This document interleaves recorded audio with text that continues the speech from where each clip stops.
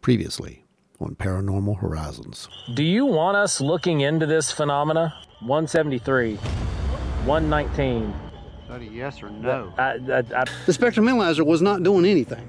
Right, but now we're at 0.5. I was doing dishes and something just said, like, look up. There were 5 what looked to be like basketball-sized suns. So looking back, I think, well, maybe that's, part of the abduction, what they call the abduction phenomenon. It's taking us down. It's taking us down? Deeper. It's following the game trail. What? Something was putting out a microwave signal and you were following it and it was in front of you. Now this thing is sitting right above base camp. Get the camera over here. What's your radiation?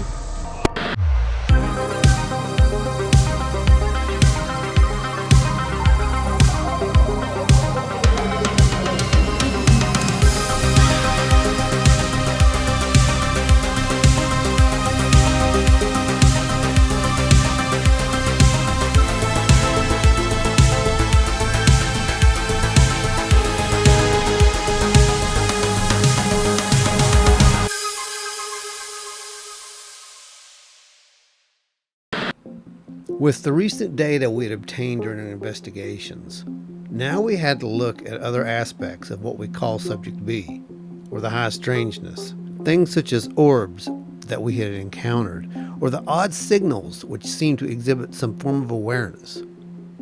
Is this the same phenomena that has lately been called NHI, non-human intelligence? We reached out to other researchers for their opinions on the matter. Plus, we traveled to meet up with one of our witnesses who had been having strange encounters for years now. What we experienced while out there in the field definitely was something unexpected and something that has literally redirected our research. Since 2017, the UFO phenomena has gone from obscure fringe belief to a field that academics are now involved in studying. No longer is the burden of proof falling on those who witness such strange and oftentimes terrifying events. It's now falling on those who are still skeptical of such phenomena to adequately explain away all the aspects of such encounters, something that is becoming increasingly harder to do with each new revelation. This acceptance that there are possible unexplained phenomena being seen in the skies by trained pilots as well as everyday citizens leads to the inevitable question: if the UFO community was right all along about people seeing things that could not be explained away so easily zipping through our skies, then what about the more fantastical claims of what they consider to be alien, or more importantly, utilizing the new terminology, non-human intelligences?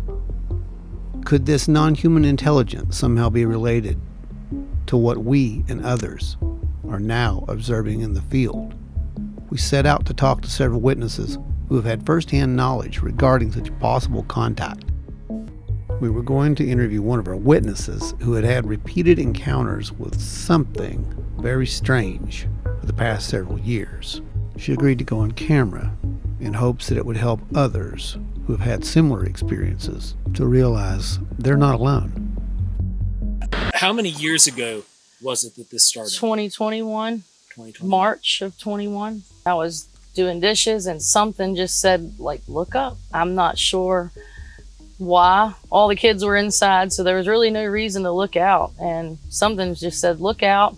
So I look up right over the tree line, and there were 5 what looked to be like basketball-sized suns flying around close together. And I felt like I kind of went into this trance where everything around me was like blocked out, and it was instant. It's something that I can't even put into words. It's hard to explain. It's a feeling I've never felt before. Warm, fuzzy, no stress, no anxiety, like it just out the door.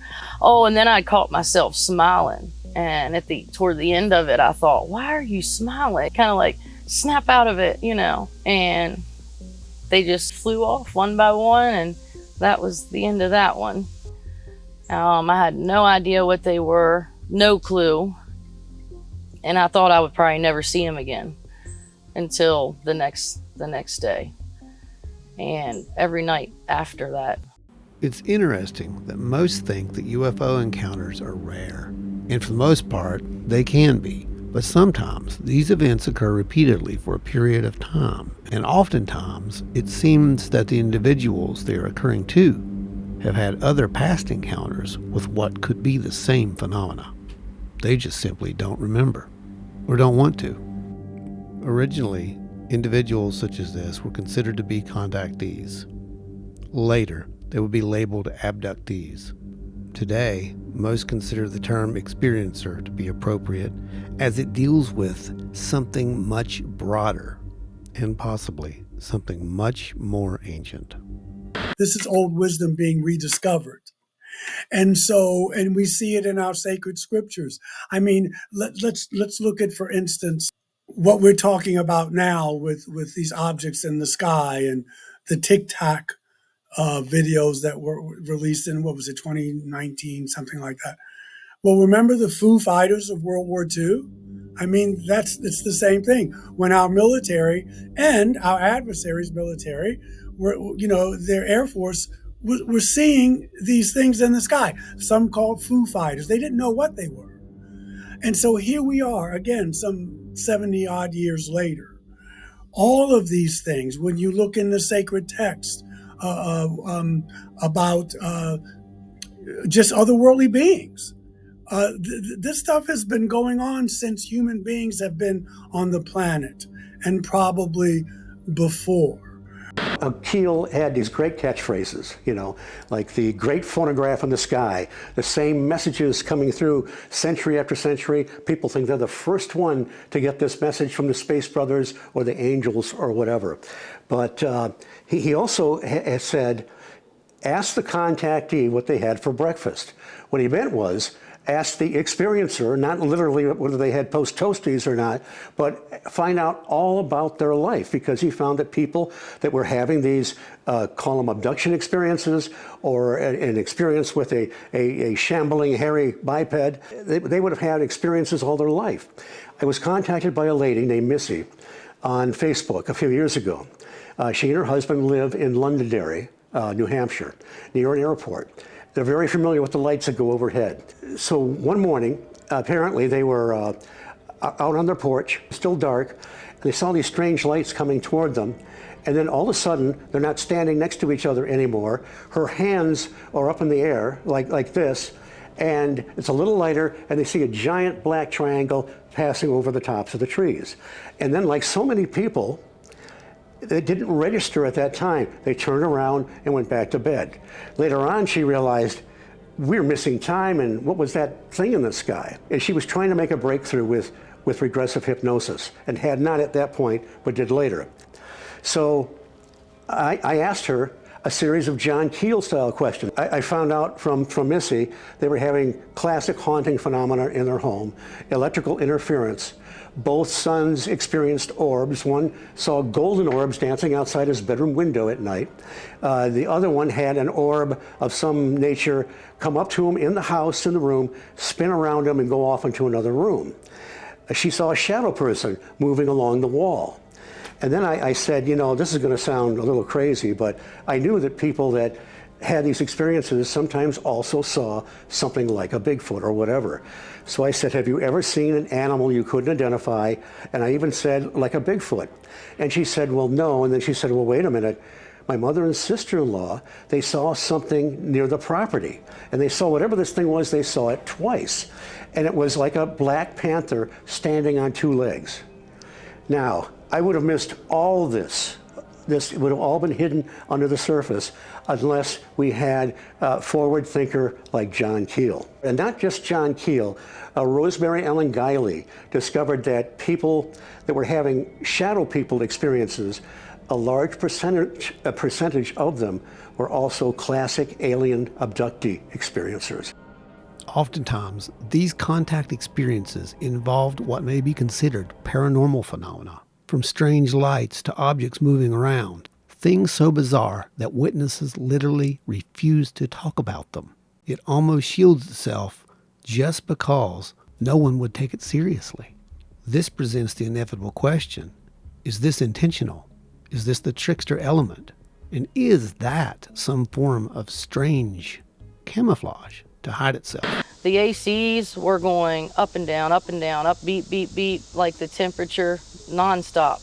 All of them, and the TVs. It looked like someone was changing, pulling up the guide, turning the volume up and down, changing channels, but all the TVs, we would go room to room, and all the ACs and all the TVs at the same time were doing that. So that's how I knew. I was like, well, it has to be related to that, because it was all at the same time.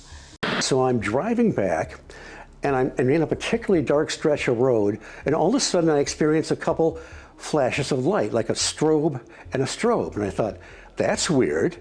And I didn't have the presence of mind to think, well, where am I on the road where I can come back tomorrow and see if this is something mundane? And then I went across the river, went into my room, opened up the door, the TV set turned on by itself, and then started steadily flipping through channels.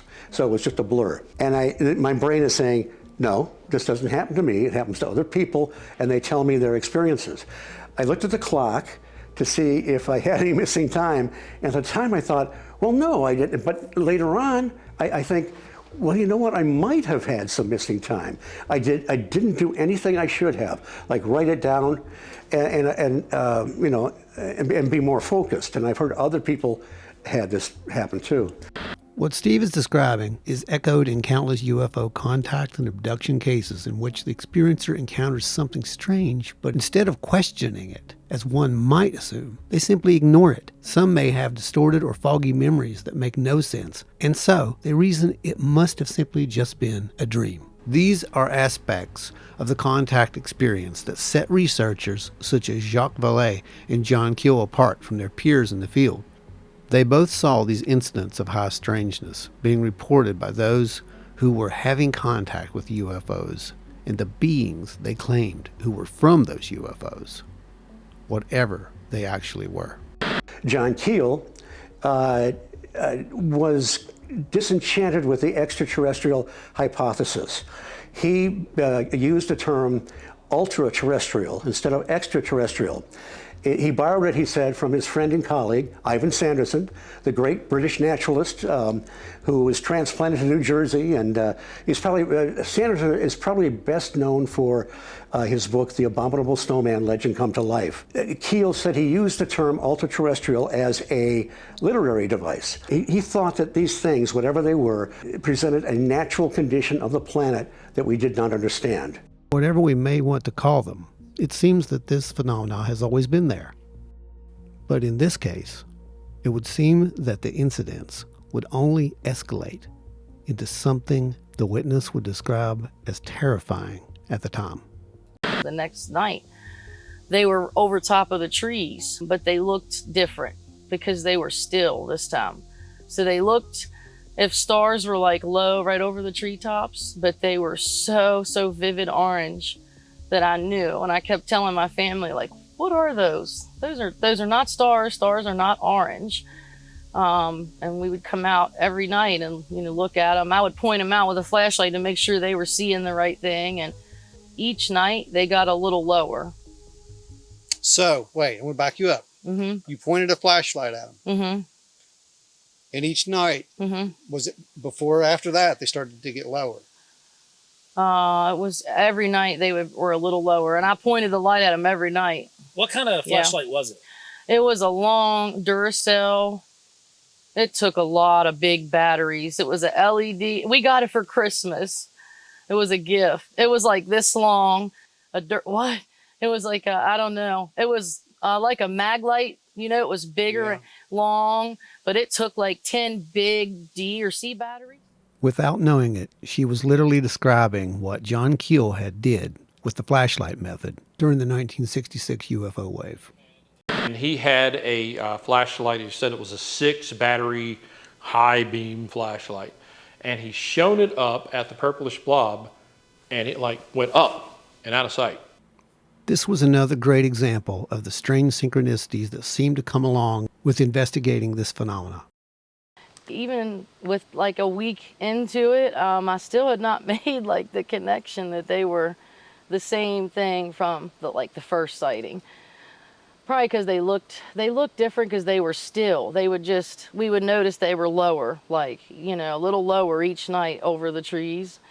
Then we also noticed this white object, but it was still, and we hadn't seen it move. It was sitting over the same tree line, but kind of like in a different area. These sightings would only get stranger and eventually culminate in a terrifying encounter. So as we pulled in one night, it was dark, and we seen these metal things in the yard about 2 stories off the ground, but they had no lights on them, but our house light was on. And that's when we went in, we got the light again. My son shined the light, he shined the strobe, he put it on strobe mode and held on them. And I was like, don't do that. We don't know what these things are, So I take the light from him, we all go in, because they didn't respond to it. They didn't do anything. They didn't move or anything. I'm really curious, so I'm like, I'm going back outside to see what these are. Why are they here? They're in our yard. And that's when I noticed the bright white object. And these things kind of look like they're lined up, pointing towards the other thing. And I go out the other door of the house that's on the other side of the house on the deck. And I was looking at the other object, kind of studying it, trying to get pictures of it. It would not show up on my phone screen at all. So then I yelled for my son, like, let me see your phone. Let me see, And it showed up on his phone, but my phone, you could see stars in the background, but you could not see this object. It was right over top of the trees. And then it dims down to a dim white, and it turned blue. And so he got a few pictures and a video clip of that. Right at that moment, he goes in, I hear this pshh, and I wasn't even in the line of vision of the metal orbs, whatever you want to call them. And it darted across the yard. It almost hit the white thing that had just dimmed down and turned blue. And it got about maybe 20 feet from it and swooped up, turns, comes straight for me and did the same thing to me. Like I felt like it was charging me. And about 15, 20 feet of me, it swoops up above the house roof. And it just hovered motionlessly above the house roof. This was similar to what John Keel had reported while shining a flashlight at some unknown objects. And suddenly he sees a big orb. And he says it was like, he says it burned itself into his memory. But it came at him, it was huge, it was big, it came at him fast, and he ran for his car as fast as he could and locked the doors. He says, I haven't been afraid of anything. That scared me. As fanciful as all this may sound, we have to keep in mind that this encounter predates the UAP meeting before a NASA panel in which the All-Domain Anomaly Resolution Office presented their findings, stating that, quote, the metallic orbs are the most common type of UAPs and are reported from all over the world. To this date, there has been no satisfactory explanation that has managed to explain all characteristics of these strange orbs. For example, they lack a thermal exhaust. They have been noted to be stationary, as well as traveling at Mach 2 and above, without any visible sign of propulsion, and at times may only be observed by infrared devices. It's also important to note that some of these orbs have been documented as giving off radio frequencies between 1 to 3 gigahertz and 8 to 12 gigahertz. I would always go to the window every night, to look and watch. They would always be out here flying through the woods, the ground all around the house, front, back, everywhere I could see. I thought at first, what in the world is that? It looked like big pieces of broken glass. And I at first thought, okay, my kids broke something. And I kept looking at it and just all these thoughts going through my mind. And the more I look around, I'm thinking, oh my gosh, the ground is glowing blue light. It looked like this blue light was coming through the ground and probably about a good foot like this above the ground level. Everywhere I could see had this blue light. And And then, I don't know what the other stuff was. I even came outside and touched the ground because I thought, is that frost? Did it get cold tonight? What is, if the ground felt normal, there was no glass, it wasn't frost. I don't know what it was. I just remember feeling the ground, going back in, and I don't remember much else after that. There was even a night we were me and my son at the table, there, there's a window, and we seen this huge spear. It was at least as big as my SUV, at least.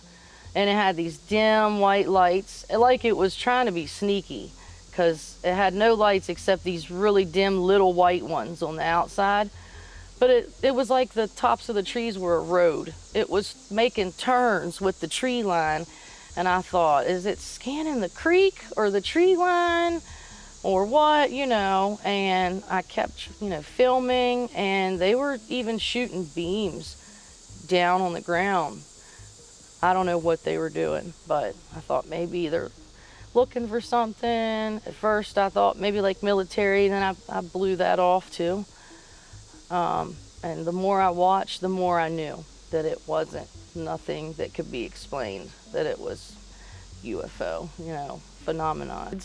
And I'm going out in the yard, telling these things like, what do you want? Why are you here? Do you come in peace? Who are you? There was times I'd come out and one would be flying over the tree line, and I said, who are you? I had my oldest with me. This thing turned, as soon as I said that, it turned right down and went right down the side of the ridge, flew around the woods I've had them respond so many times. I'm 1,000,000% sure for myself that they respond. They heard me so many times. Like, I would say something or ask something, and they would do something to let me know. There were times I would point at one and it would fall from above the trees into the woods and fly around erratically and not hit. And I thought, it's gonna hit a tree, and it would never hit anything. So you've come to the conclusion then that these aren't just things that are out there, lights that are moving around haphazardly, but they're connected in some way to some kind of an intelligence. Definitely. In my opinion, yeah. All my growing up, I would think, how can there be a God if he's not in the flesh? And is God real? And I was always asking those types of things. Even prior to the sightings, I would always ask, in my mind, if you're real, show me, I had even probably opened the door, not knowing.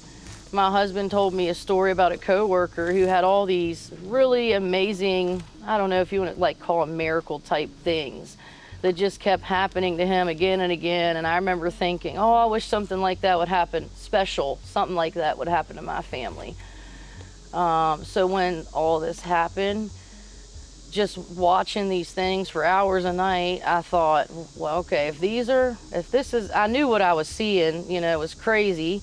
But my whole family could see it, so I thought, well, if they're real, now I have my answer. I believe in God now. When experiencers have these situations and these events, they're going to filter it through, their cultural lens, their religious lens,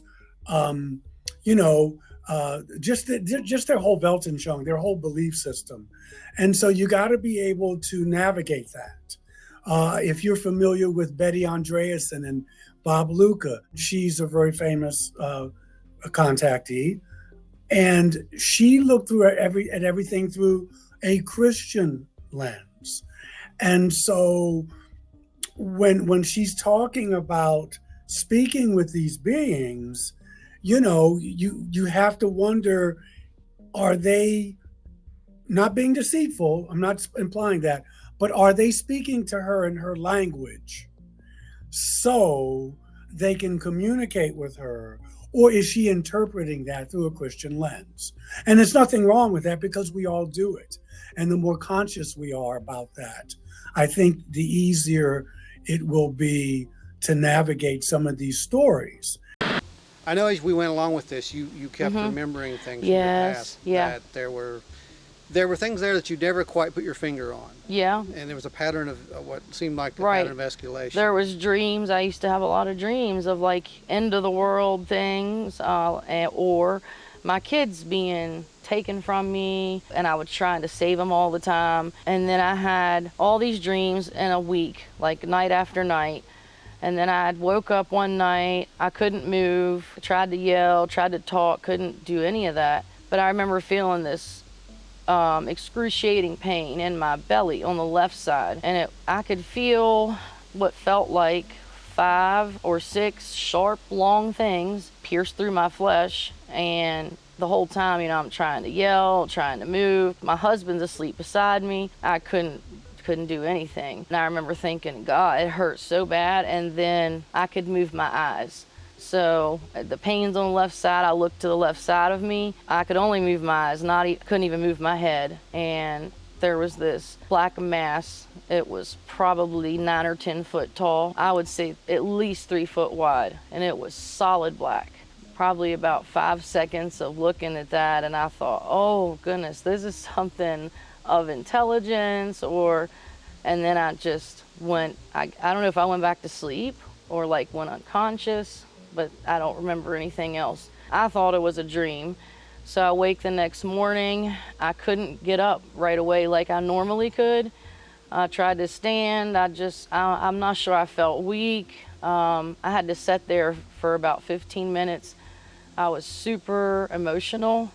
I even cried for about 5 or 10 minutes. I yelled for my husband and I'm like, something's not right. Something happened. I need to tell you this. So I tell him what happened, and he's also had things happen that he thought wasn't quite right, but he had no idea, where he would wake choking, and I had thought he was dying a few times. It was like he was drowning, and I've had that happen once. Trying to catch my breath. It takes about 5 or 10 minutes of coughing and trying to gasp for air to be able to breathe normal again. And we just never had a clue, what was causing it until the sightings, and we're like, well, maybe this is related to that.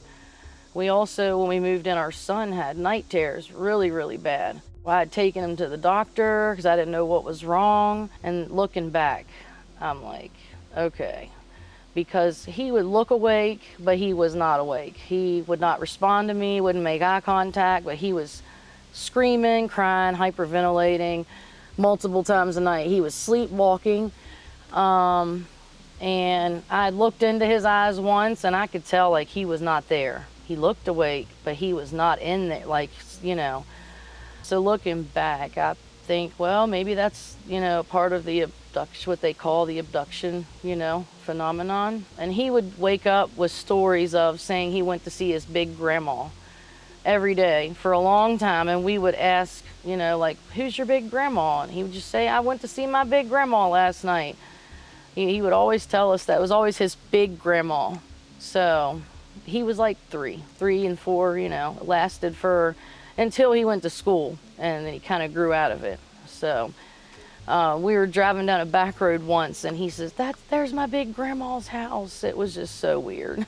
We were just on a back road riding along, but anyway, I don't know if that part's tied, maybe he was having some dreams, I'm not sure, but. Evidence does seem to suggest that this phenomena begins at an early age. It also may follow particular family lines. I've been a lifelong experiencer of several different aspects of the paranormal, including ghosts to poltergeist activity to alien abduction and psychic phenomena. My earliest experience happened whenever I was 2 to 3 years old. I couldn't have been more than 1.5 feet to maybe 2 foot tall. I was watching TV and my parents were in the other room taking a nap. It was daylight. I was watching some cartoons. I felt a presence in the home. Just like someone had walked in the door or walked in another room. Like you just know that someone's there. So I went to alert my parents and just to see what was going on. I wasn't scared or anything. I was just trying to figure out what was going on in the home. I got up from the chair, crawled out of it, plodded to my parents' bed, and I was able to put my foot up on the frame, push myself up and grab onto the comforters and pull myself up on the bed. I remember light coming in the windows from the daylight. So there were my parents asleep. I went over, crawled over to them, tried to rouse them, shake them awake. Nothing would happen. I decided the next best thing, I kind of got this little bit of joy about myself. It was almost like hide and seek, you know, just like that little bit of giggle that children get whenever they're just being a little bit cheeky. So I went to the comforter, took it, and wrapped myself up like a burrito. And while I was wrapped up, I felt something come onto the bed with us. You know, you felt the pressure changing around you as something crawled onto the bed with me. The comforter was pulled back from my face, and inches from my face was a gray alien that was shining silver. Its face inches from my face, and in my head, I heard, "It's time to play." And that's where the memory stopped. My grandma died it's been almost 2 years. So the family's like, you go more because you have young kids, so we need pictures of her for the viewing. So I get out 2 old phones, charge them up, go through my photos and get pictures of my grandma for the viewing. And I come across 3 pictures, you know, I'm like, wait, that's that white thing that, you know, would turn colors later on. It would travel to over the ridge in the same place, and then it would get all these different colored lights on it, and it would spin for hours. I knew immediately, and I thought, I haven't seen those pictures ever. And I look at the date and the time, you know, and I took them. It was snowing. It was like 4 a.m. So I was outside in the snow taking pictures of this thing. It was in the driveway in the pictures. I have no memory of taking those. So I look back at my kid with the night terrors and sleepwalking, and I don't remember taking those pictures, but I took them. I have a lock on my phone. I'm the only one that uses it, you know. So I'm like, well, maybe I guess I was sleepwalking too, and I had no clue. And that was the year we moved in here. So 14, 15 in there, and I had no clue that this had been going, so I think it's been going on a lot longer than what I realized. So the guys called me, told me they were coming up this way, and I only live 30 minutes away from here, so it wasn't too bad to get here other than traffic. But I was sitting here and listened to the story. I pulled up my hunting app that I have, my Onyx, and got a straight line distance from where we're standing at right now to where my hunting ground blind is actually set up, and it's only a 3-mile distance away from here. And during darkness and working and getting in there, we would often see certain lights on the ridge lines and thinking it's other hunters walking in with their flashlights, but then nobody's there. You hear no noise behind it. So pretty much it almost looks like someone with a flashlight walking through the woods, but there's nobody actually there. And every once in a while it would change between being more of a, I guess you say, fluorescent white, like a normal LED flashlight, to going to blues and flickers of red and orange, different colors like that. And then other stuff that I've seen on the other side of the river, my mom and dad's and certain places over there, that actually got me started into looking into this stuff when I was much younger, of seeing the lights come down to the wood line and then dance around and then shoot up in the air and then come back down. They're like chasing each other around, almost kind of like the thermal that you guys would have with the J-hooks and stuff like that, but I was able to visually see them. Remember how when these reports first started coming in, we initially thought, well, you know, there's an air guard base there. It could be landing lights. We've seen it a million times, yeah. Right.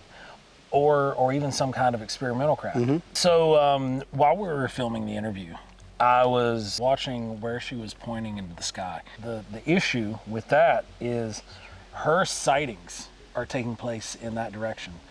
And the actual base is that way, about 25 miles as a crow flies.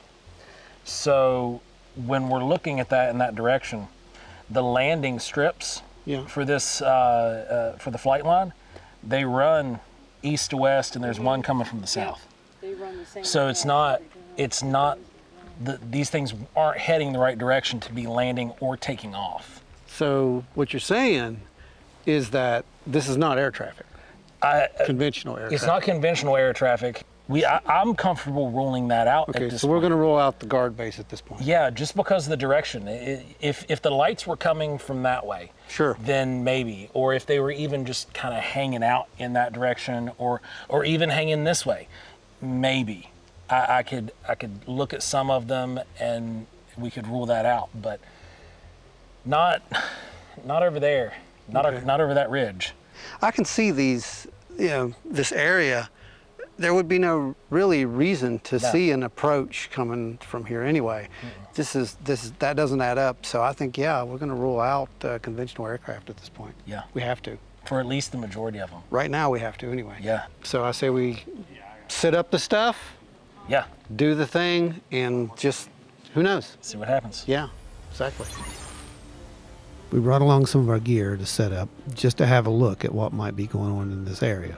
If there's any strange radio signals, anything that could be explained, we should be able to capture it.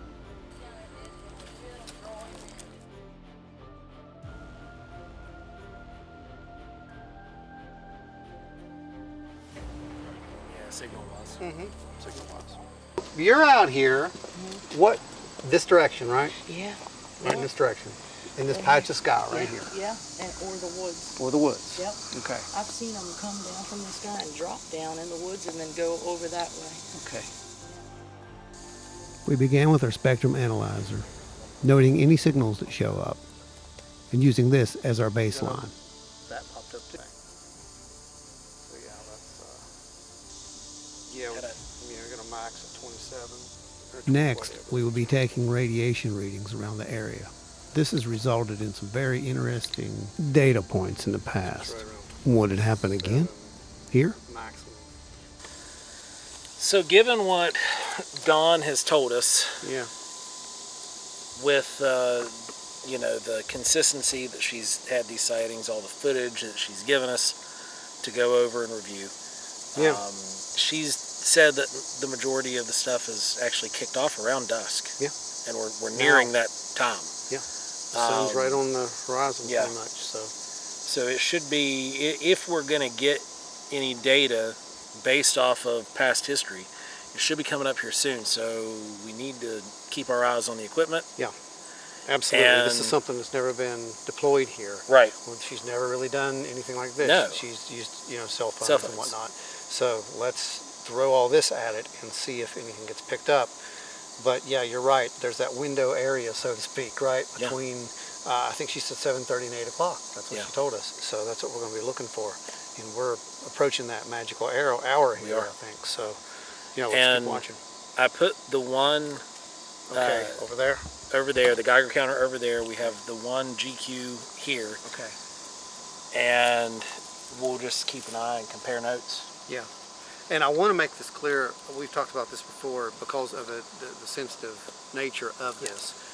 We're not going to attempt any kind of ITCs, anything like that. This is going to be just a clear, we're looking for it, because she's had enough issues with this, and we're not going to cause more issues with it, is what I'm saying. Right. I respect that, especially hearing some of the stories the kids told. Oh, I know. Some of the stories that the kids were telling were really compelling. They were honest. The kids were just coming up saying, "Oh, kids are the best witnesses." Okay. Yeah. They just came up and they told the story, and one of them told the story that he, in his mind, he said it was Bigfoot. It's a kid. Now this window's 22 feet off the ground where the kids saw this thing. So maybe this thing's making you see what you want to see. Right. And we've talked about that multiple times before. So, let's watch our equipment and just, observe. Yeah. Basically. It's going to be a boring time, is what I'm saying.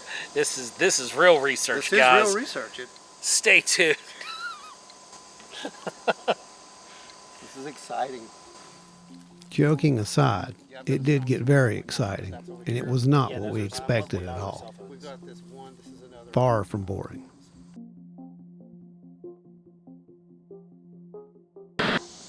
1.8, 1.9, 2.0, 2.8. All right, see if you can locate that.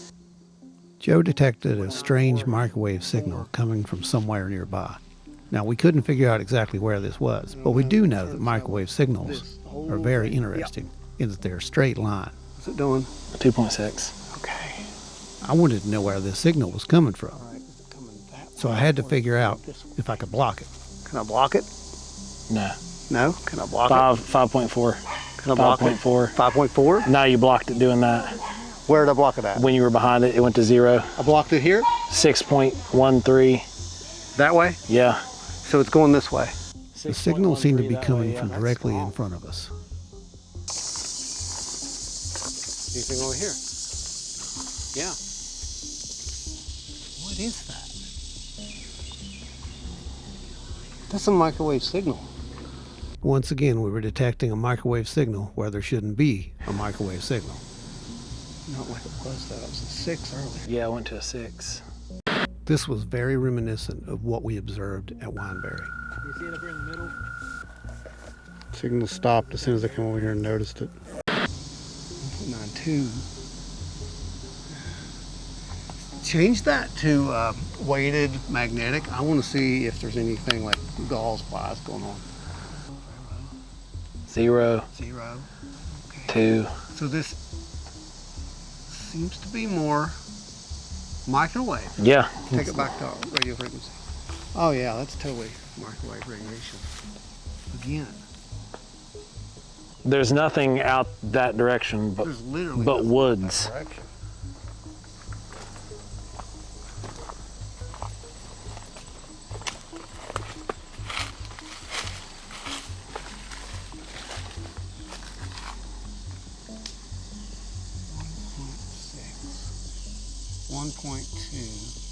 .2, 2.3 that way, right?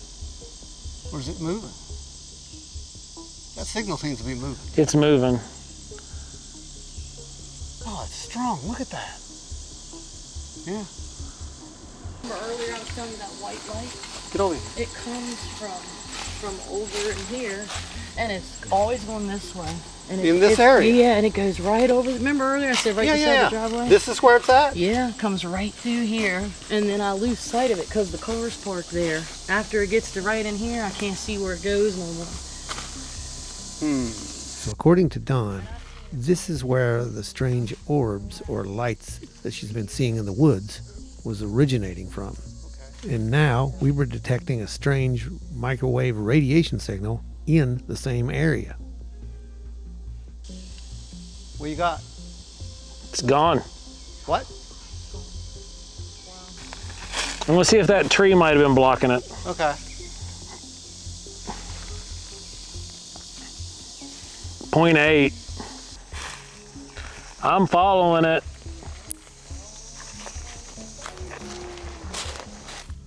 Is it over that way? Yeah. Oh yeah, I see it.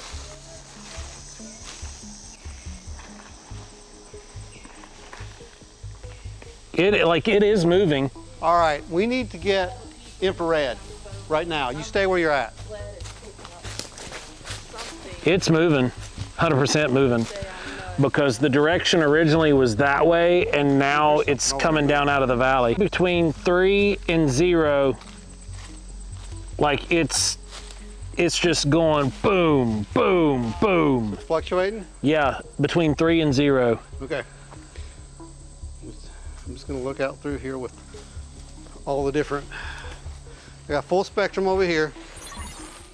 I've got infrared over here, but it's 4.8. still daylight. The full spectrum camera allows us to see in both the infrared and ultraviolet range.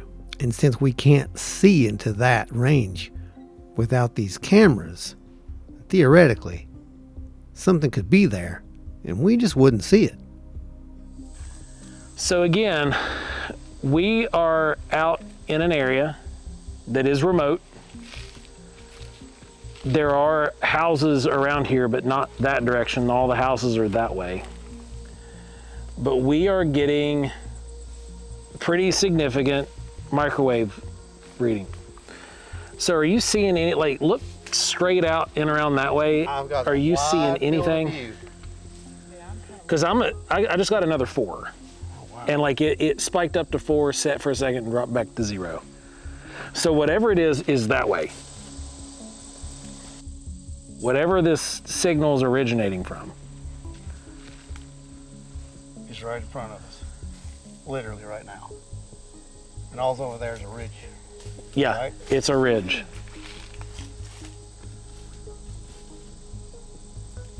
Larry, you see anything out there?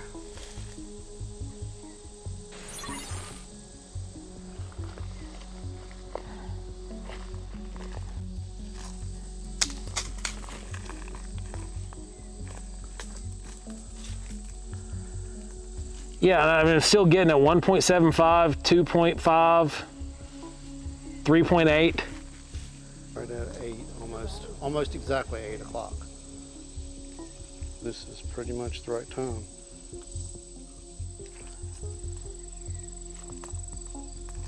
$4.111.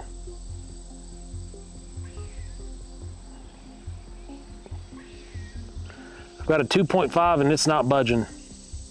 2.6. 4.223. Back to 2.5. Okay.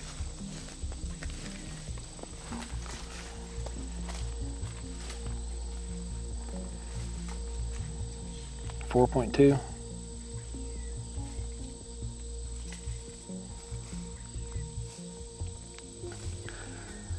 Signals in the middle of the woods that you should not get. Right. Exactly what it is. That's the real-time read number.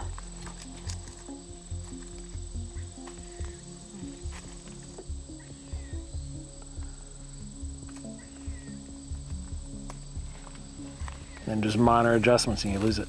Yeah. So it's coming straight through there. Yeah. Right there. See, I'm right back on the 2.5. Yeah, And that's right where it was. Right there. So it's coming straight through. Okay. So what is over there? A water source, but that's it. Water wouldn't be creating. The ridge over there, it runs all along here. Yeah, it's just a ridge, There's right? a creek and the ridge goes straight up. Yep. The creek kind of wraps around that way. That's almost a steady 2. Yeah. Like it's Higher than it should be. way higher.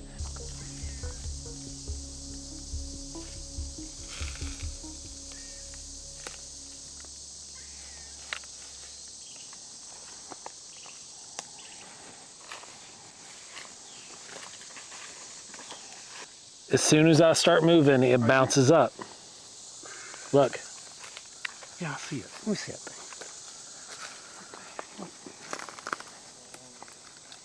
Nope. Wow. It's not you. Movement's not doing it. Nope. Shouldn't. I just wanted to show that. Yeah. Yeah. It doesn't matter. It's not an Etch-a-Sketch. It's not going to go, you know? It's crazy. There's a signal That's coming straight. through there, and it's not going anywhere. So watch this. Okay. Here's what I want to do. I'm going to start walking towards it. Right. Oh. It's following the game trail. What? It is following the game trail. Right here. Yeah. I was saying that earlier. It's- I was thinking there's it's a trail through here, but I didn't say nothing. Looks like a trail. Oh. What? That is a possibility. There's bear scat right here. If this bear is wearing an RF transmitter, We could pick up the bear. Oh, really? we might be picking up the bear because that's That thing relatively. might be leading us into a bear. Is that what you're telling me? Hold on. This is good camera stuff. This is hard as crap, literally. Well, It's hard. This is old. That's old poop. okay. All right. Okay. So This could be. potentially, but why are they RF tracking a black bear? That's like it's our state animal. Why would you do that? So yeah, as long as I stay on this game trail. But look at this. Look how sparsely forested this is. We would have seen the black bear. Weird. I I've never, I know they're here, but I've never. We would have definitely seen them by now. But why is this following the game trail? Why is it wanting us to follow the game trail? Is a better Don question. said that this is where that thing comes through. It just hit a 7. When I said that? Yeah. 4.3. All right, keep that full spectrum up this way. Does it look a different color? Why would an orb need a game trail? Right. 3.3. 3? Yeah. 2.5. So what would an orb need to be on a game trail for, right? That's the question. Right. Why?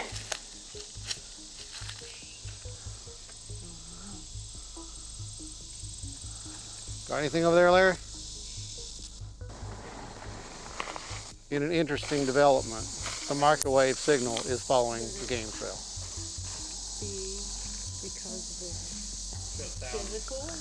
We started off up there, facing that direction, getting the 2.5. We've now made a U-turn, essentially, walking back down into this ravine, following a game trail, following a signal that has taken us in a U-turn.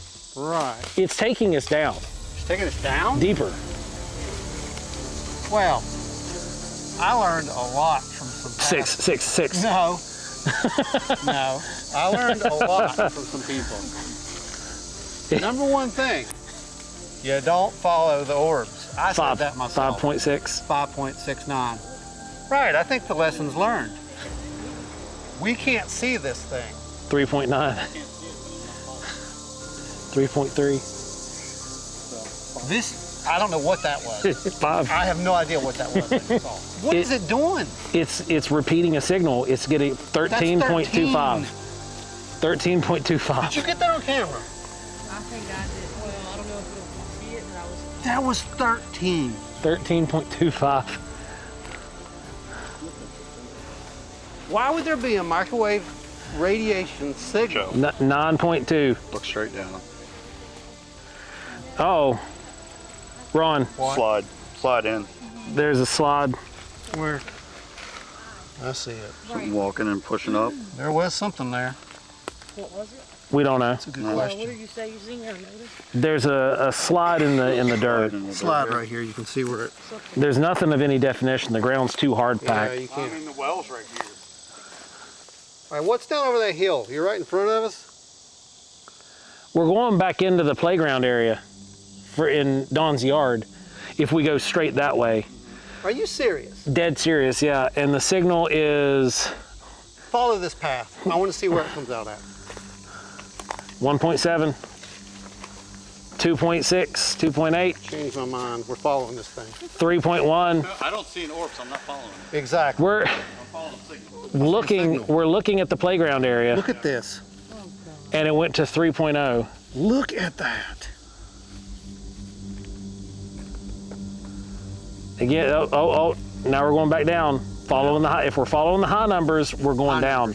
All right, where's the high number? Right there. Straight ahead. It's leading toward the cat. The cat. Yeah, could the cat? Yeah. Does the cat have an RF chip? The cat did not have an RF chip. And what's more interesting is the signal literally had turned at this point and was leading us in another direction. All right, now Now what? we're still on the game trail. Yes, we are. 1.6, Whatever this is, it's staying 1.7. 1.8. This is the strangest thing that you've ever gotten me into, Ron. Yeah, I know.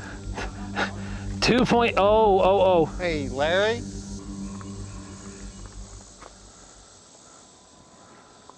Shh. What is that? It's a crow. It is a crow. That way, isn't it? No, he's over here. Is he over there? Yeah. Crow's talking. Is it trying to warn me? It's a good question. It's a crow. Think back to what happened a couple weeks ago. Yeah.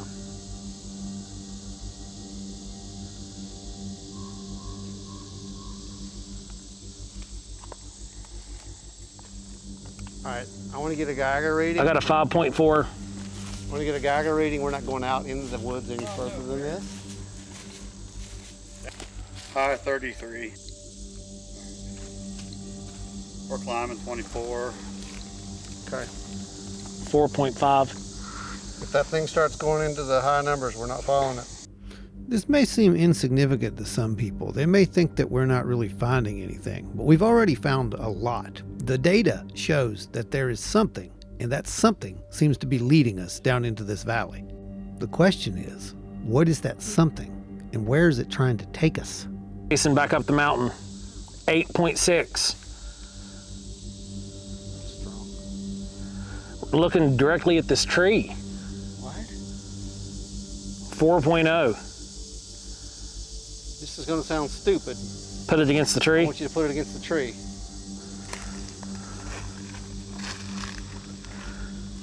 2.4. 1.8. 2.5. That shouldn't be happening. That tree should block that signal. What? A cat? Are you sure?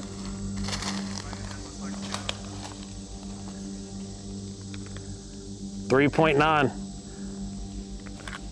Straight where he's at. Yeah.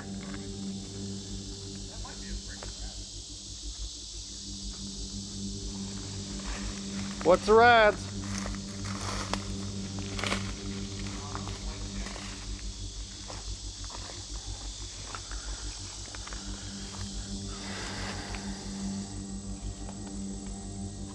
What's your radiation? Now, we don't know what happened there. We didn't even know it did happen until later. What we do know is that the audio signal was cut. It literally sounds like something comes unplugged, but everything was plugged up at the end of the day when we packed up all the equipment. We would eventually be able to pick up audio, but only from the Phasm cam. And it was a trick to sync up the footage, but we did manage to do it. And thankfully, because we caught some really interesting stuff. And the reactions, well, they kind of say it all. 4.8, steady, not moving. 5.5. I don't like that.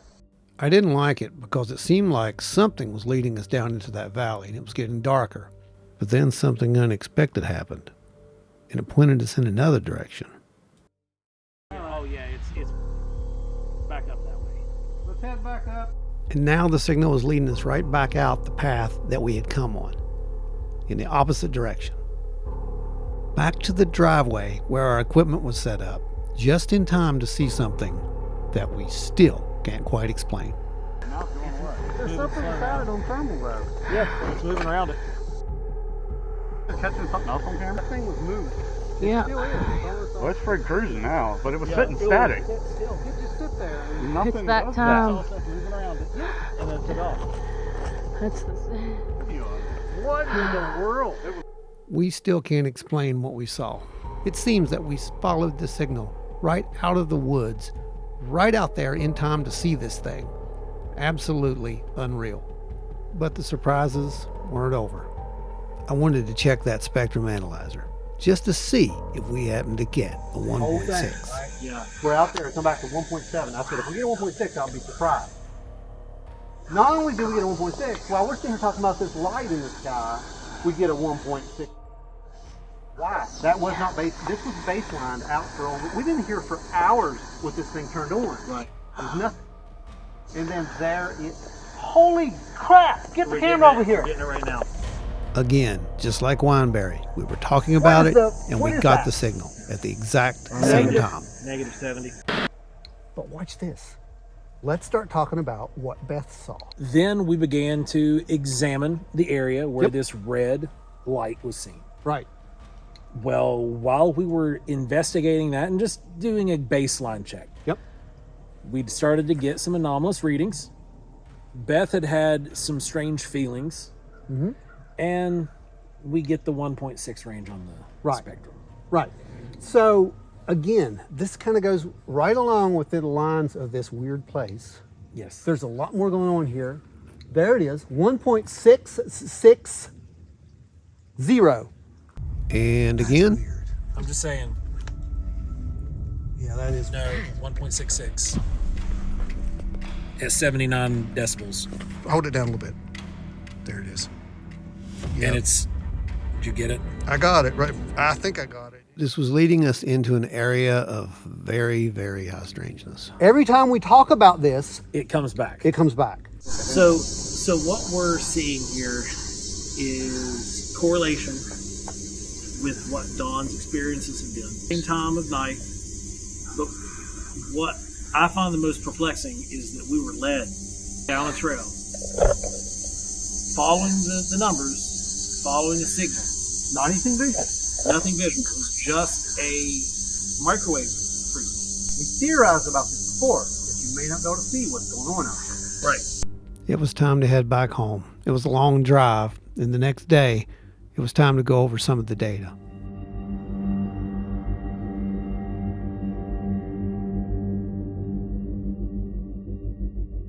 Well, that was an eventful trip. That I think is the understatement of the century, Yeah, my friend. Yeah, that was an eventful trip. So, we have some stuff to look at. So let's watch this. So as we pulled in one night, it was dark, and we seen these metal things in the yard about 2 stories off the ground, and these things kind of look like they're lined up pointing towards the other thing. It was right over top of the trees, and then it dims down to a dim white, and it turned blue. I hear this psh, and it darted across the yard.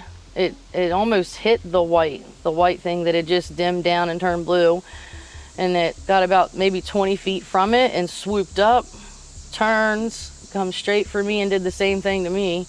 Like I felt like it was charging me.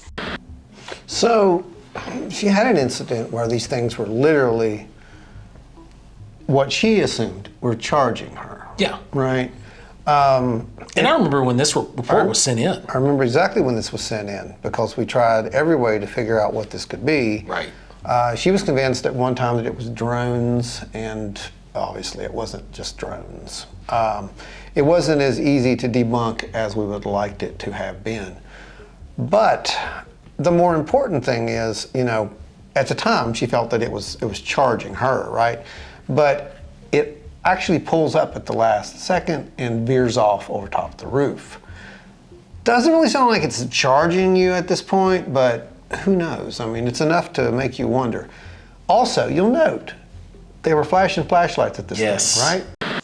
That's when we went in, we got the light again. My son shined the light, he shined the strobe, he put it on strobe mode and held on them. And I was like, don't do that. We don't know what these things are. So I take the light from him. We all go in because they didn't respond to it. They didn't do anything. I'm really curious. So, you know, I'm like, I'm going back outside to see what these are. Why are they here? They're in our yard.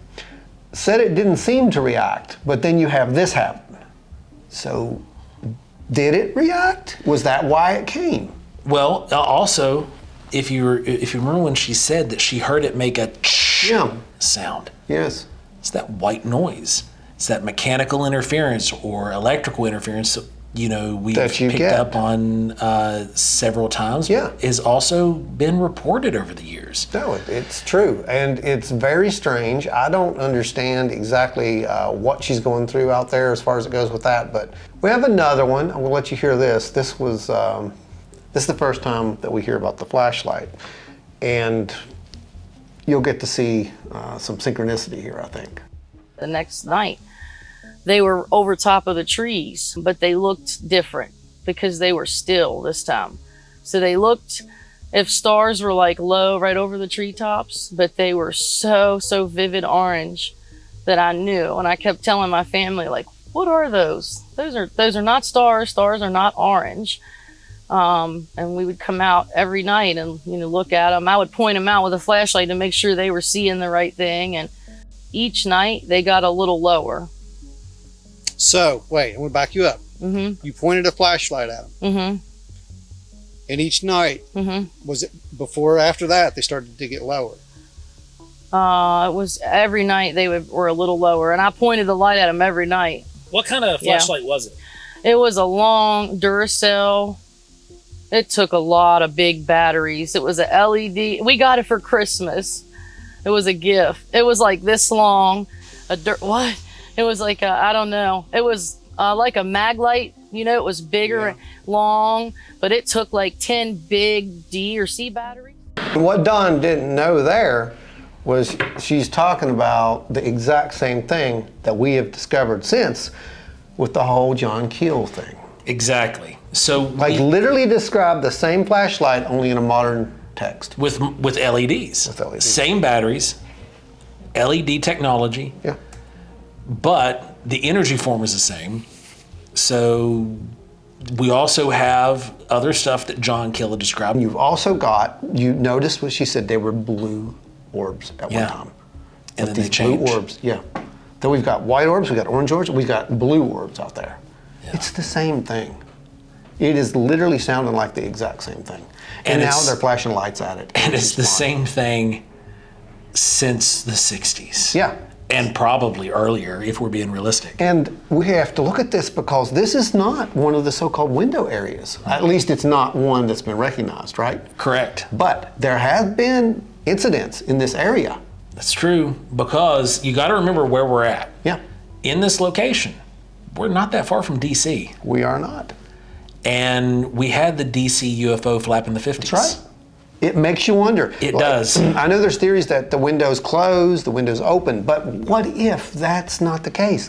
What if the windows are just windows? They're just there and something activates those things. So lights in the sky are one thing, but we had some more weird stuff happen out there.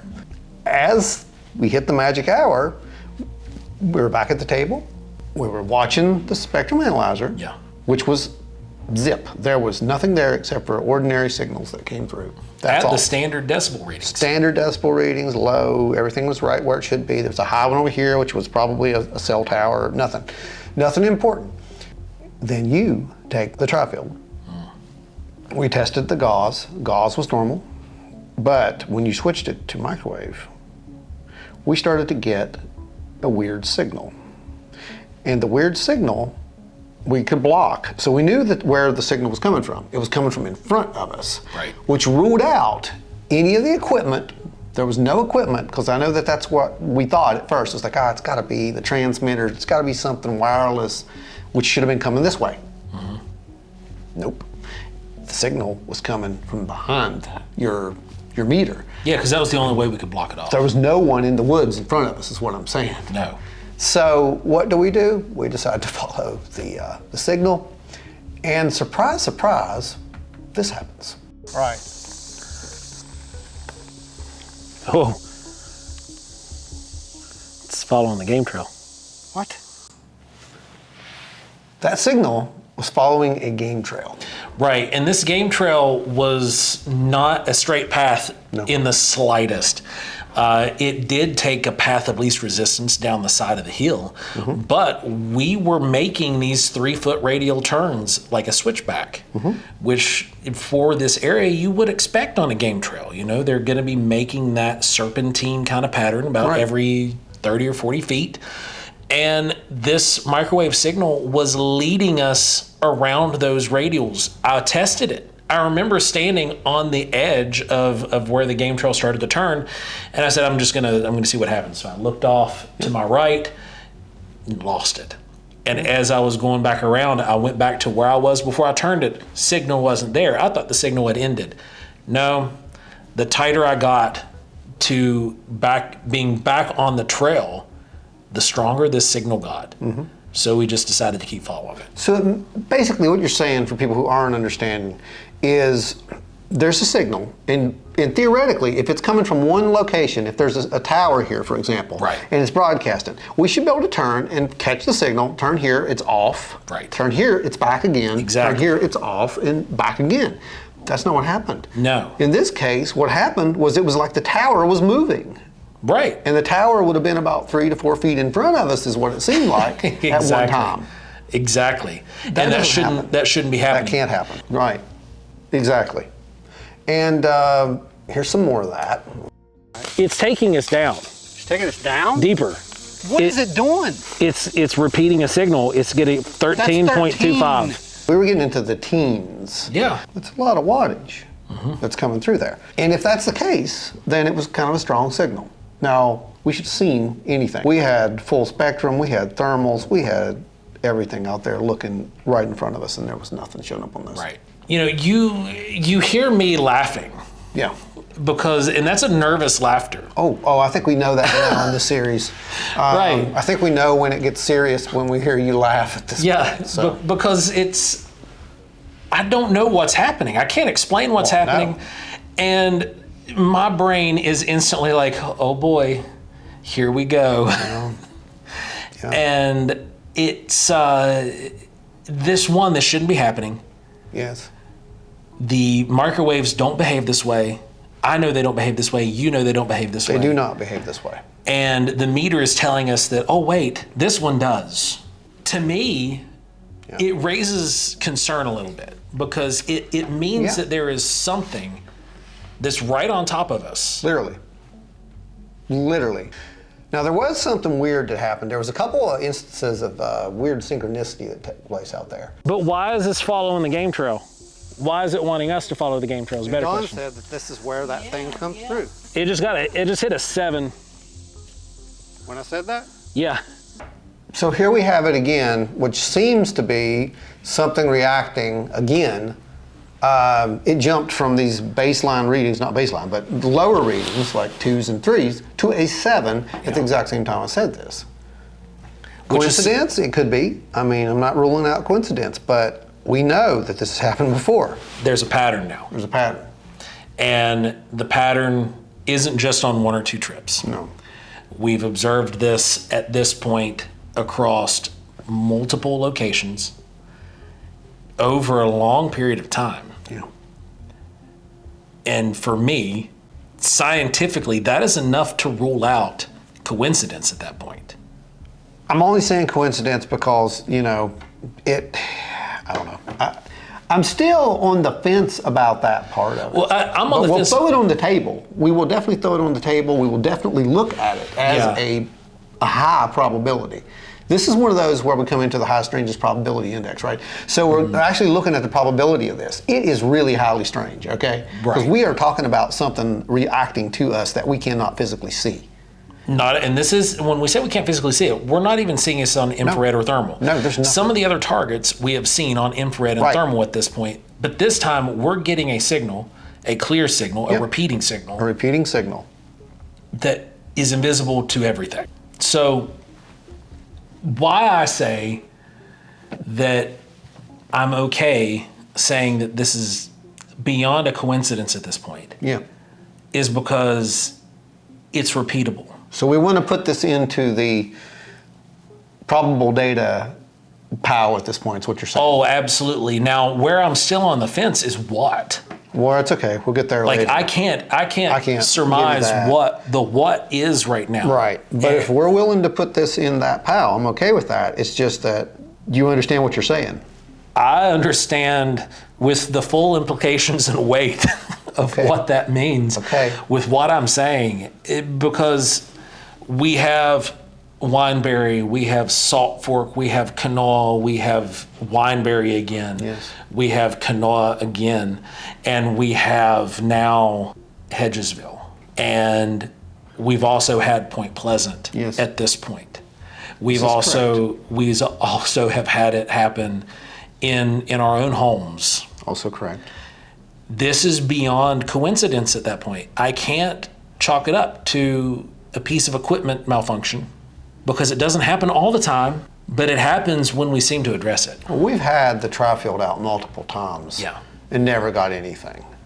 And then all of a sudden, you know, when you're doing these experiments, and you're going to see more of this as the series progresses, because there's stuff there that I'm still trying to reason with at this point.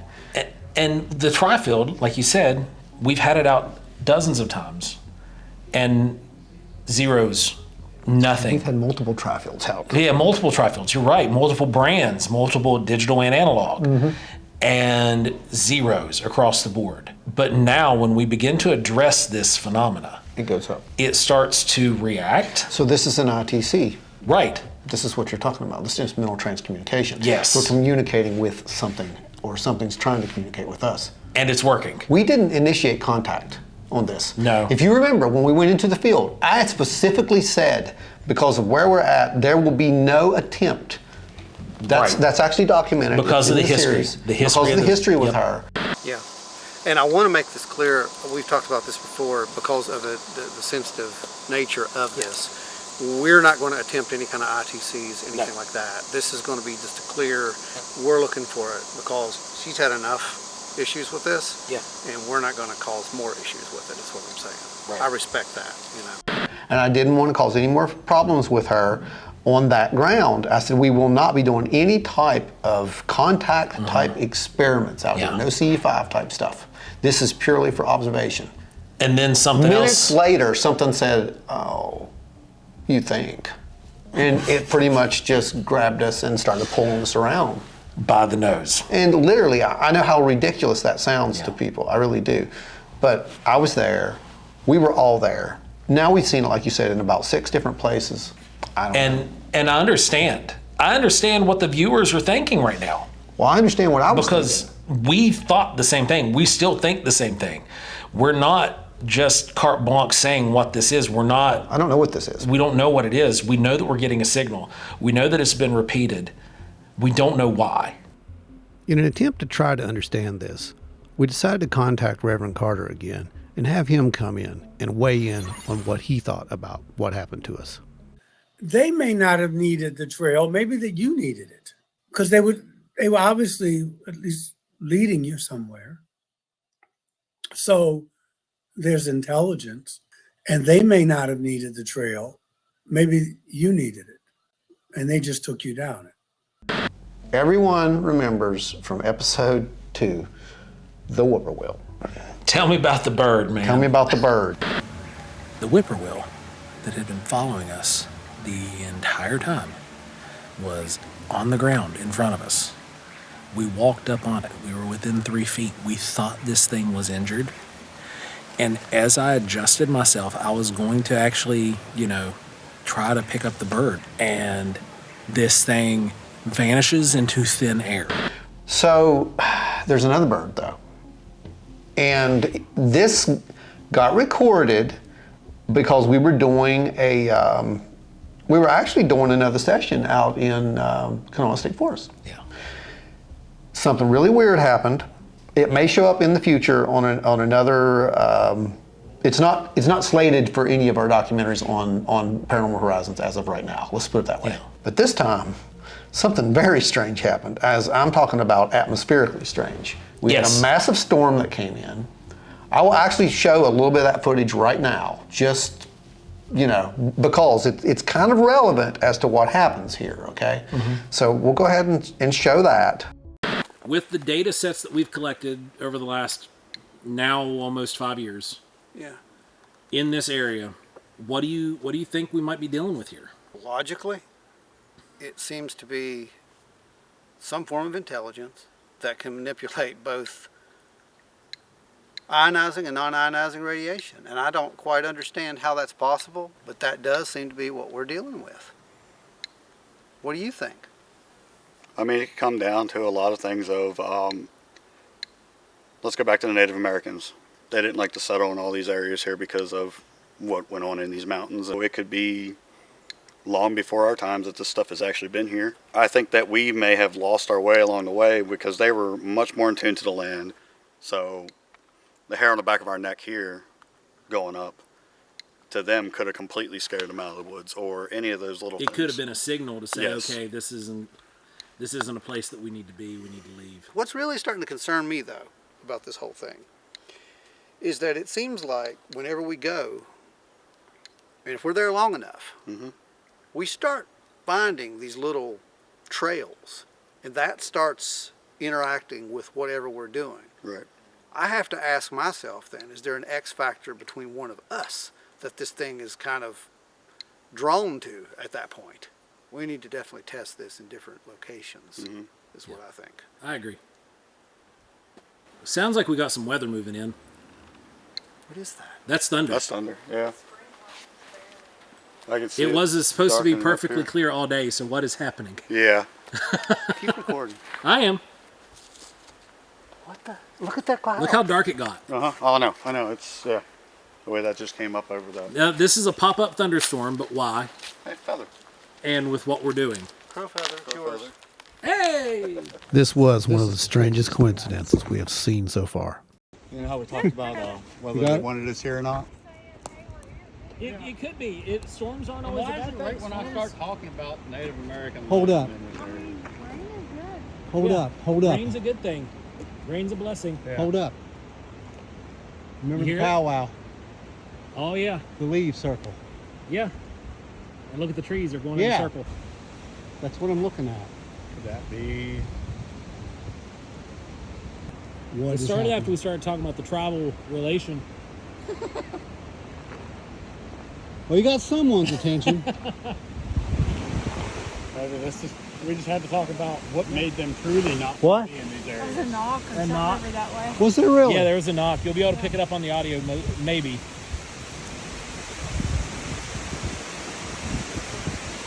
We're walking out the road. And people may not know this, or they may know this. If they see your hat, they'll notice you have a feather in your hat from time to time. Well, it's your crow feather. You've always had this weird connection with crows. Yeah. It's just like that. Yep. I've been gifted by crows at various events that we've been at. Right. So we've actually been to powwows. We've talked to Native elders about this. And when the storm came around, you know, that it was pretty wild. It was intense. Yeah. It was very strange, and I don't know.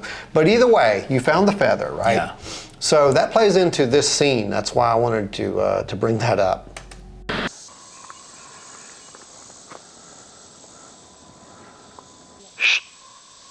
What is that? It's a crow. There's a crow. That way, isn't it? No, he's over here. Is he over there? Yeah. Crow's talking. Is it trying to warn me? That's a good question. It's a crow. Think back to what happened a couple weeks ago. Yeah.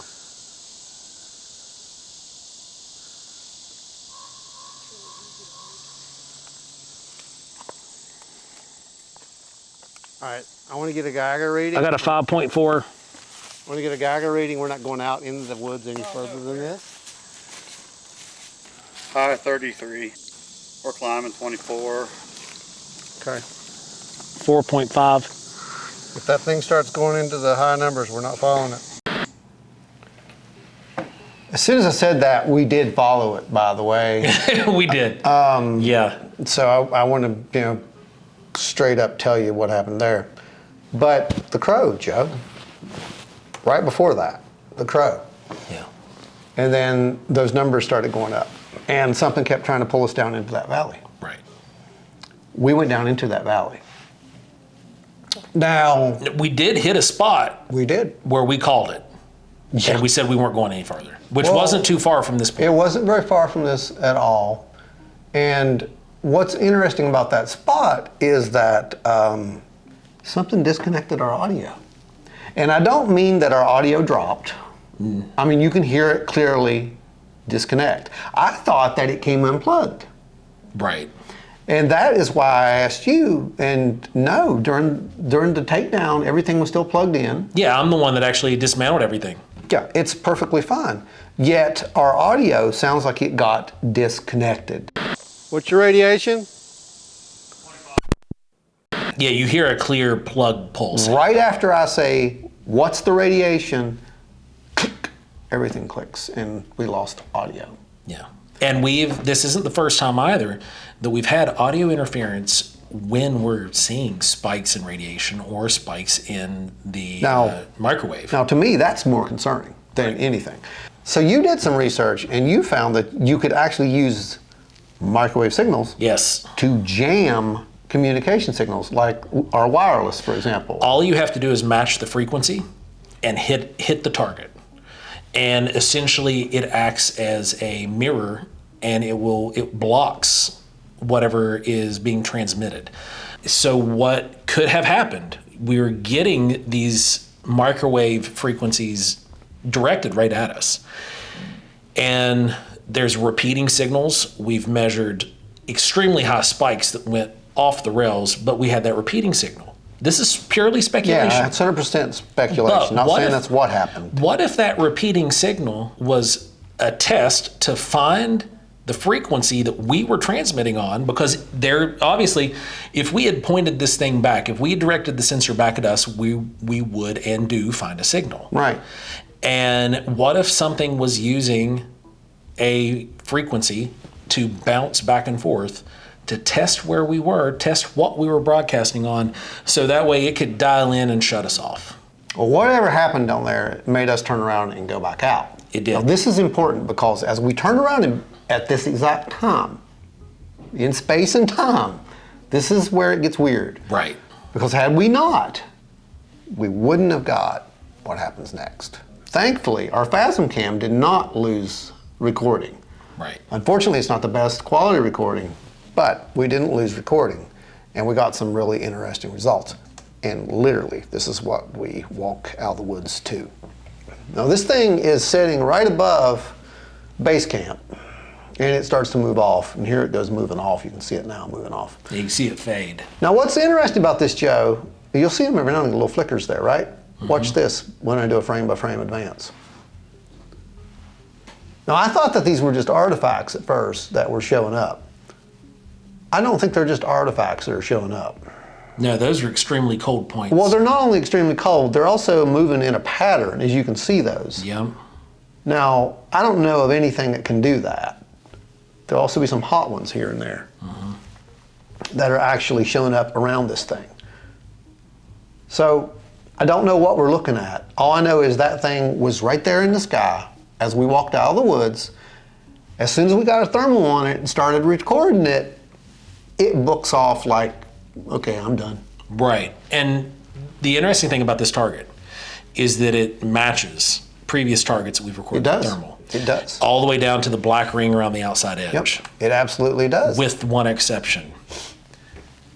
This one matches the very first recorder we got, where we have multiple targets that merged into one. Right. It's very bright. It's extremely a hot source is what it was. It's not a bird. Let's say it again. It's not a bird. It's not a drone. It's not any of those things. We've had people look at it at this point. They don't know what it is, just like they didn't know what the other targets were we caught. It seemed consistent with everything that the government says is floating around up there, those balls of orbs or whatever they are. But more importantly to me, it's exactly what she reported. It's exactly what she reported. It is multiple objects that merged into one and take off. And it's also important to remember that Don reported this years before that report came out. 4 years ago. Yeah, this was years before that report came out. So that is interesting enough, but as this thing is leaving, remember that spectrum analyzer we had? Oh, yes. And remember how it was bottom-lined and there was no activity? No activity on it. Yeah, okay. I wanted to check that spectrum analyzer just to see if we happen to get a 1.6. Right? Yeah. We're out there, come back to 1.7. I said, if we get a 1.6, I'll be surprised. Not only do we get a 1.6, while we're sitting here talking about this light in the sky, we get a 1.6. Why? That was not base. This was baselined out for we didn't hear for hours with this thing turned on. Right. There's nothing. And then there it. Holy crap! Get the camera over here. Getting it right now. Again, just like Wineberry, we were talking about it and we got the signal at the exact same time. Negative 70. But watch this. Let's start talking about what Beth saw. And watch this. This is what happened. We get normal levels. So, we've seen this multiple times at this point, but the more I see it now, it definitely goes into the table of there's something there. It's interacting, it's recognizing and interacting. Was that a satellite? By our protocols, that didn't seem to be a satellite. No. By our protocols, and we set those protocols up at the end of the Wineberry shoot, just because we were receiving it so much. And it only appeared while that thing was in the sky. It's not anything that I can conventionally explain. Right. I know there's going to be some internet experts who say, otherwise they weren't there. I want to make sure that is understood. It's wonderful to have theories. I want theories. If you've got ideas, but they have got to encompass all of the facts. They can't just explain away one part of this. We have to explain away all of this. We have to explain away why this is working almost the same as an ITC session too. Yes, that is what I'm saying. So we can only say coincidence so many times. Yeah. Once it's happened 6, 7 times, that's not a coincidence, like you said. No, it's repeatable. It's repeatable. And again, as we go further into this series, it's really an eye-opening thing that, and everyone's going to see it eventually, but what happens later, this actually will validate that even more. Oh yeah, absolutely. Throughout the production of this series, my perspective and perception of what is happening around us has drastically changed. Oh yeah, it's definitely altered. And I hope that the viewers of this as well are looking at this through a lens of skepticism. Yeah. And analyzing this for what it is and accepting the fact that all we're doing is placing the data on the table. Yep.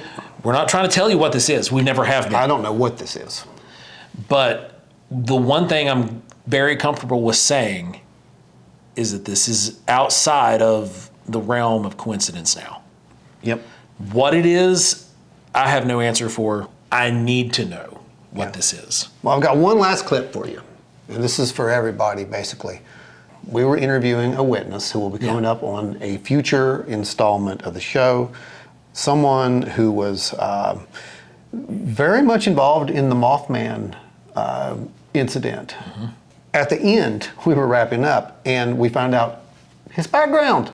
If you could explain your background real quick on how you know how that works, your work history and such. Oh, well, the background on that is years ago, back in the 70s, I worked for Western Electric installing telephone equipment. And some of that we would set up would be microwaves, where we were using microwaves for transmission. So microwaves, you have to have line of sight. You can't have something in the way. So if I've got a tower on this hill and I want to transmit microwaves to a tower, it's got to be on another hill, which is as high as the one it's on, unobstructed. If you put it like down in the valley, it's not going to pick it up because microwave is line of sight. You have to see this tower to see that tower to see that tower to see that tower in order to make communications work with microwave. At one point, you were actually taking that tri-field and you put it up against a tree. Mm-hmm. That should have went to 0. It should have. It should have blocked any signal. The only way that would have given a positive is if the tree itself was emitting a signal. 2.4, 1.8, 2.5. Shouldn't be happening. That tree should block it. What are the odds? I don't know, but I can tell you this. Once, several years ago, before we got the electronic version of the tri-field, I took the old tri-field and I was up in the Mon. Yes, I remember this. Remember that incident? So I was out there and the exact same thing happened at one of these trees. We started getting this weird signal off of a tree. Mm-hmm. It only happened on the way in. When we came back out, it was very low. It was still there, but it was lower. Huh? Yeah. Electromagnetic radiation. Yeah. Right here. By this tree. Wow. Again, I found out that this area is where people had seen some very strange things. One of those things being the thing I don't talk about a lot. Oh yeah, that's right. There had been several dogman sightings in that area. That's right. So again, this kind of played into something that happened all those years ago. Very strange. But I want you to hear the rest of what Roni had to say. So while we were using our tri-field meter, on this investigation, we were walking down a game trail and we were getting a microwave signal that was leading us down a game trail, sometimes having as tight as a 3-foot radial turn. How possible is that? Not possible as I could see, because if you're following a microwave signal, that signal, let's say it's being transmitted, you were walking down a game trail going in one direction, then that signal was being transmitted from that direction.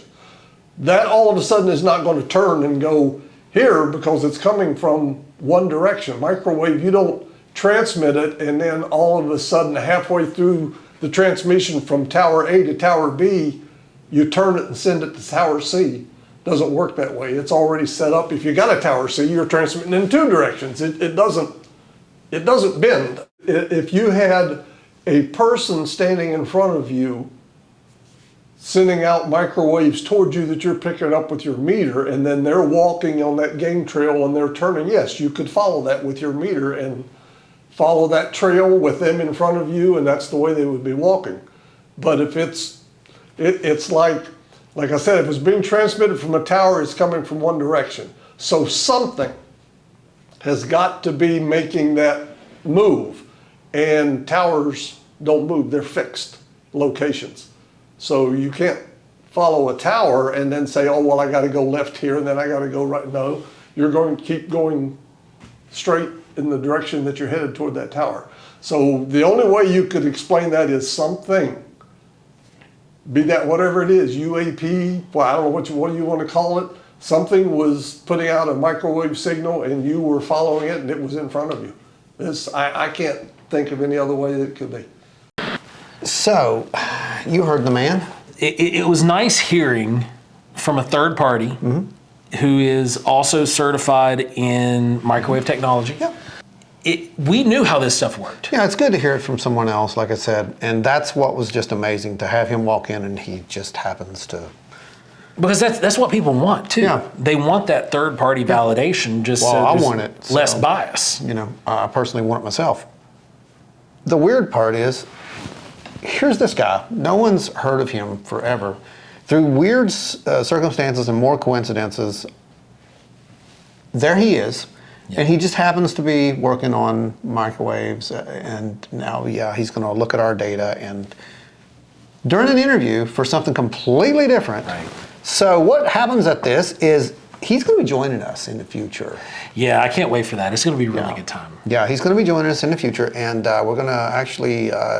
he's going to get to do something he's always wanted to do, and it's going to be amazing. Well, this is also a historic moment. It's a very historic moment. Because no one has ever taken an original Mothman witness, which, you know, he didn't see the Mothman, but he was there when things happened. He was the very first man to look for, to lead a group in to look for the Mothman. Well, we've been looking at all this data, and we've mentioned window areas, and we can't ignore where all this started. No. And it all started, of course, with John Keel. Decades ago. And we're going to be following in the footsteps of Keel to try to figure out a little bit more about this. So let's hit those window areas. Yeah. Let's get out there and look at some of these places. Flatwoods, Mineral Wells. Oh, there's more. Point Pleasant. Because I've done some digging. Yeah. And not only here in Point Pleasant, but there's another location that we've talked about, you and I loosely, and I think it's going to be one of these spots that we're going to have to go investigate. Okay. Well, let's get out there and let's go do that, and let's see if this points us in a direction. Back then, people weren't quite ready for this. Right, and technology has come so far since the 60s. Yeah. But we also have some old technology we can use. We do have some old technology that we'll be using as well. Because you had a theory. Yeah, and we're going to get to test it. I'm really excited for this, man. This is going to be something. It's going to be great, and you know, can't wait to get back out there. So let's get out there and do this thing. I'm ready, man. Let's do it. I can still see it. I don't have to close my eyes. I can see it. And I'm sitting there looking at them and I'm going, what? And they said, yeah, it followed us, but when we got right about C.C. Lewis's farm, it disappeared. That was the beginning of about 1.5 to 2 years later to become known as the Mothman sightings. It was about 8 feet tall, black. That thing picked me up and it put its wings back and whoosh, it was gone. In John Keel's Strange Creatures from Time and Space, he finally revealed a theory that he'd been working on, and that was the idea of window areas.